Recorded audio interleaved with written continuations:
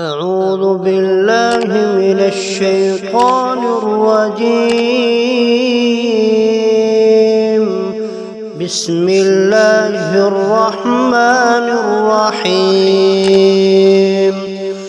الحاقة ما الحاقة وما أدراك ما الحاقة كذبت ثمود وعاد بالقارعة فأما ثمود فأهلكوا بالطاغية وأما عاد فأهلكوا بريح صرصر عاتية سخرها عليهم 7 ليال و8 أيام حسوما فترى القوم فيها صرعا كأنهم أعجاز نخل خاوية فهل ترى لهم من باقية وجاء فرعون ومن قبله والمؤتفكات بالخاطئة فعصوا رسول ربهم فأخذهم أخذة رابية إنا لما طغى الماء حملناكم في الجارية لنجعلها لكم تذكرة وتعيها أذن واعية فإذا نفخ في الصور نفخة واحدة وحملت الأرض والجبال وكانت الجبال كثيبا مهيلا وحملت الأرض والجبال فدكتا دكة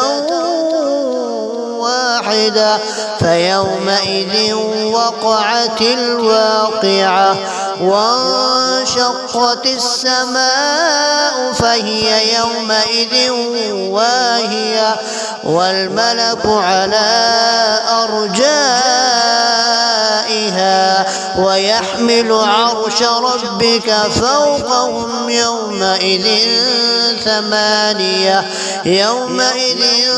تعرضون لا تخفى منكم خافية فأما من أوتي كتابه بيمينه فيقول هاؤم اقرءوا كتابيه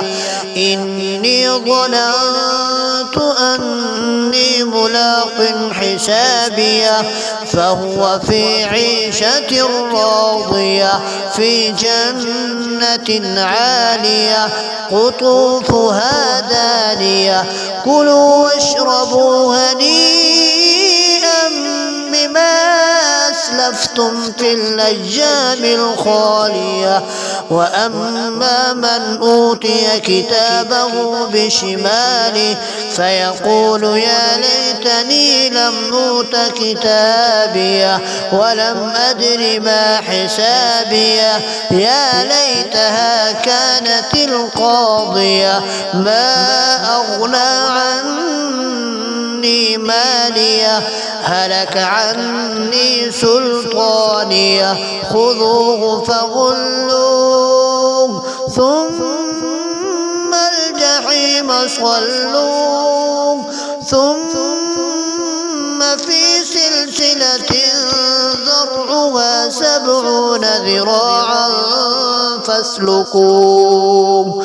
إنه كان لا يؤمن بالله العظيم ولا يحض على طعام المسكين فليس له اليوم هاهنا حميم ولا طعام إلا من غسلين لا يأكله إلا الخاطئون فلا أقسم بما تبصرون وما لا تبصرون إنه لقول رسول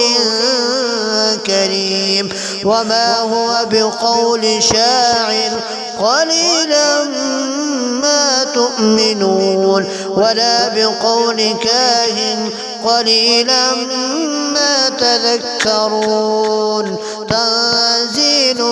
من رب العالمين ولو تقول علينا بعض الأقاويل لأخذنا منه باليمين ثم لقطعنا منه الوتين فما منكم من أحد عنه حاجزين وإنه لتذكرة للمتقين وإنا لنعلم أن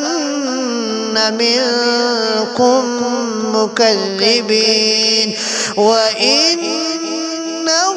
لحسرة على الكافرين وإنه لحق اليقين فسبح باسم ربك العظيم.